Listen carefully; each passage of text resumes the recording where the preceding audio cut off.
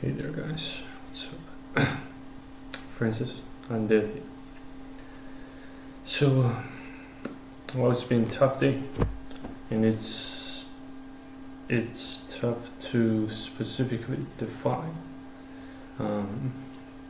what a tough day is, or how tough it it can turn to qualify for being called tough. So yeah, and I just found out the fact that churches, they are just as wicked as the rest of the world is. So it broke my heart to make this video as honestly as I can say. So all I can say is when it comes to churches, when it comes to making friends at church, don't get your hope up. Do not expect anyone there who genuinely wants to help you. And yes, though there are a multitude ways to help a person, people just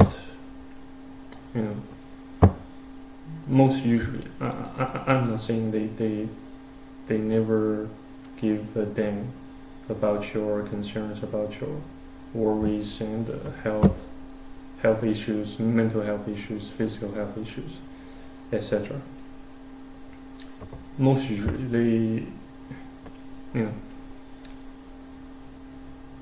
usually you won't find anyone, even at a church, who genuinely wants to help you get back on your feet. Except a fool like me who still remained so naive until most recently. People just they just pretend to show you gratitude, friendliness, kindness, but in the end, eventually they just look out for themselves, pretty much always. And yes, I have been experiencing a severe demonic attack. I believe Satan is tempting me to kill everyone. So I have the visions in my mind, characterized by lots of blood, lots of nasty shit, lots of murderers, slaughters, but somehow I still dare not to actualize the visions. Probably yes, Jesus is covering my ass. He's got my ass covered after all, but it's just exhausting and excruciating. I know you can't see any signs of excruciation or suffering from the surface, especially when you see somebody else who claim he or she is suffering from a certain condition or illness, but you don't see the underlying mechanisms, and you don't see the underlying struggles there. So, and eventually, people like you, like me, like everyone else, faces problems at some point during their lifetime, and most usually those problems can cause serious distress and collateral damage, so collateral that people will stop, you know, helping one another. That's another cruel fact of this shit world. No matter where you are, I once thought of, migrating my ass to another country to just, to just depart from all those shit I have seen, I have experienced here in China. But to tell the truth, whatever keeps haunting you in a country, they will not stop haunting you, even if you relocated yourself to another country. Especially the issues that emerged from the very fundamentally spiritual levels.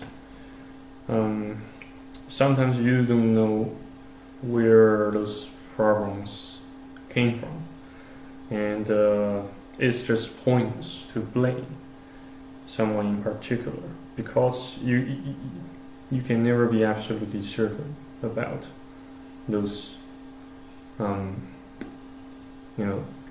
those causes, those reasons, because why would the reasons even matter if you are still suffering, if you are still struggling, and in the meantime you don't have anyone at your side, reassuring you, saying all those fancy and kind words to you. But most of the times, even if people, they don't stay true to their words,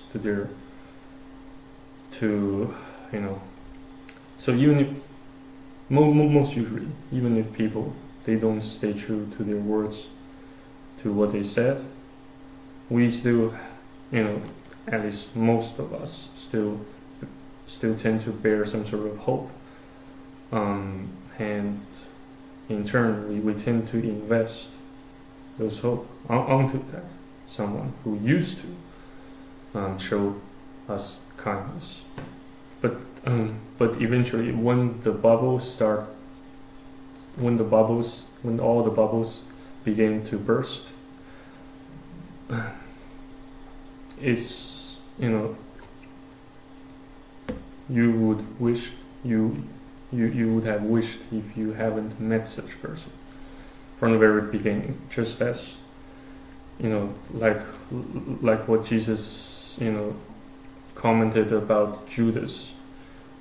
It would be better for him if he was never born, So yes, it's just freaking shit, man. It's just, and damn it.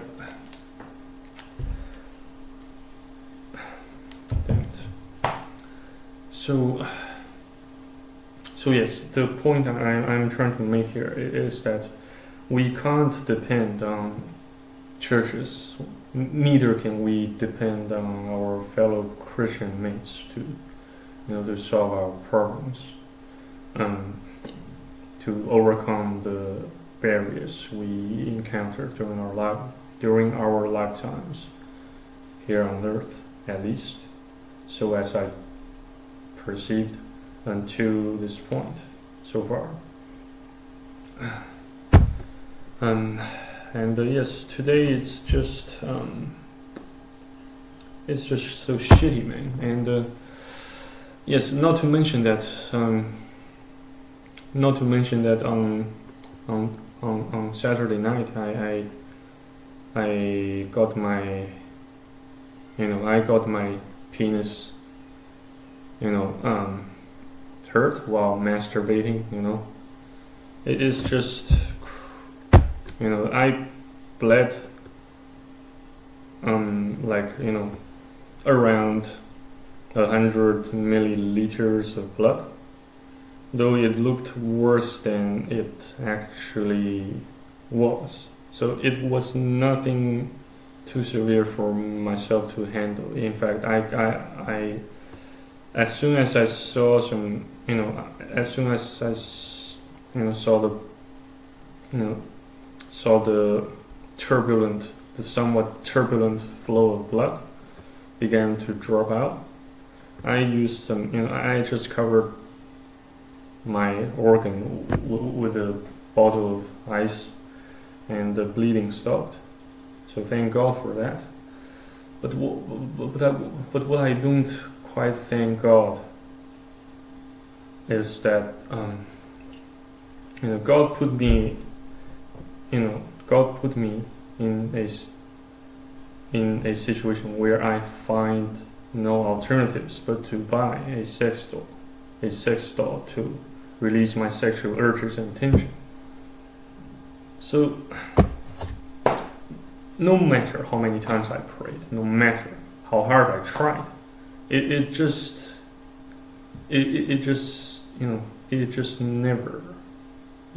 never stops. It just never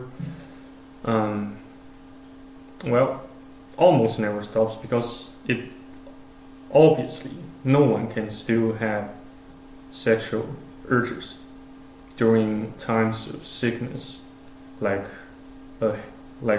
hemorrhoids, a sniffle, or But it's just the fact that I'm trying to convey.